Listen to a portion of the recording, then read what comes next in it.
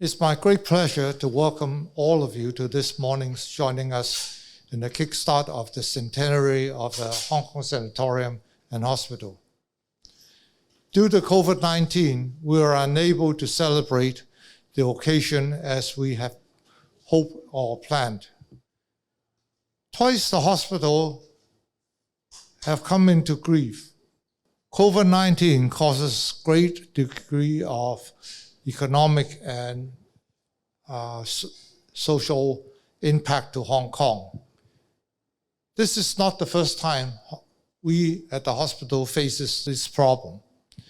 In 1930, we were in the process of building the current central block. And if you remember, 1930 is the beginning of the Great Depression. We ran into severe financial difficulties. And through the generosity and support of Dr. Li Shufan, who put up his money and his personal guarantee to ensure that a hospital can survive this calamity. The second part that causes a great deal of distress in the hospital was during the Second World War. In the 4 years of occupancy,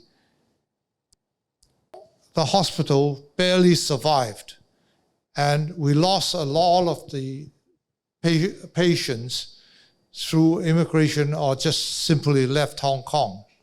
And throughout this period, Mr. Li Shufang, which is the younger brother of Dr. Li Shufan, stayed behind to manage the hospital and manage the survival of the hospital.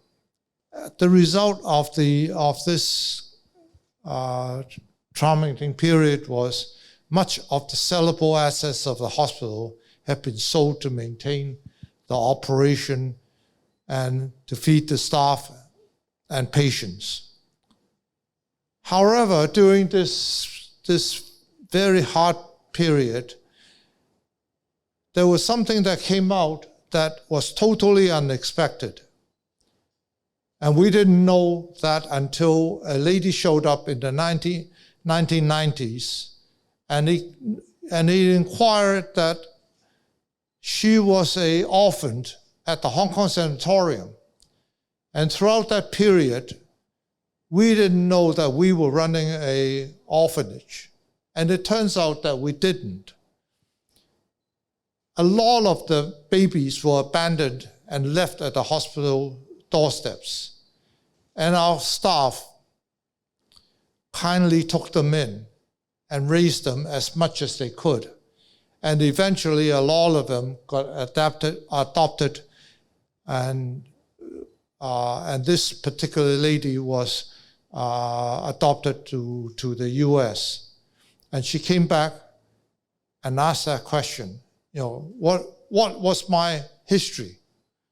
And fortunately, we were able to verify that through one of our old retired nurses that worked at the hospital during that time.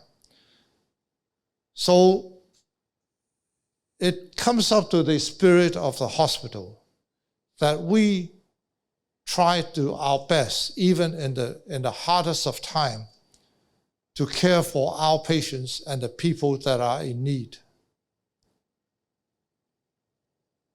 Records showed us that few organizations managed to survive 100 years. And we managed this harder feat. Not only are we surviving, but we are also growing. Over the eastern part of Hong Kong, we are building the new Hong Kong Sanatorium, HKSH, Eastern Medical Center. A major emphasis will be on cancer treatment, which is a major cause of death, not only in Hong Kong, but around the world.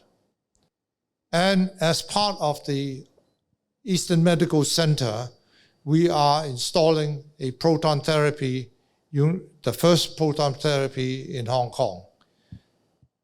The effort of the proton therapy, also in conjunction with 4 other radiotherapy machines, brings the center to one of the most comprehensive radiotherapy treatment in this part of the world.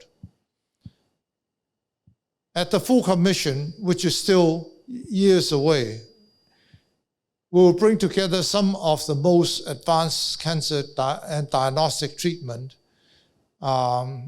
in Hong Kong. Now, to go into something a little bit lighter.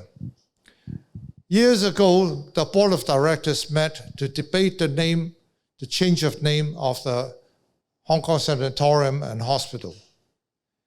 Should we remove the name sanatorium from our name? We are no longer a sanatorium. So after much discussion, taking respect to the other well-known institutions like Mayo Clinic and Cleveland Clinic, they reflect their past history, that they started life as a clinic and now they are a full-fledged hospital and also teaching institutions. So after much debate, the name remained. However, our reputation grew as our reputation grew outside of Hong Kong. We are now being known in the short name of Hong Kong San. The fact that sanatorium did all of the advanced medical work and treatment and equipment, the name sanatorium stands out, and people remembered that we are something different. The last 100 years is just a beginning. I would like to quote a saying: you're either growing or you're dying as an organism. There is nothing in between, and grow we must. I would suggest you stick around for the next 100 years and see where we will be going. Thank you.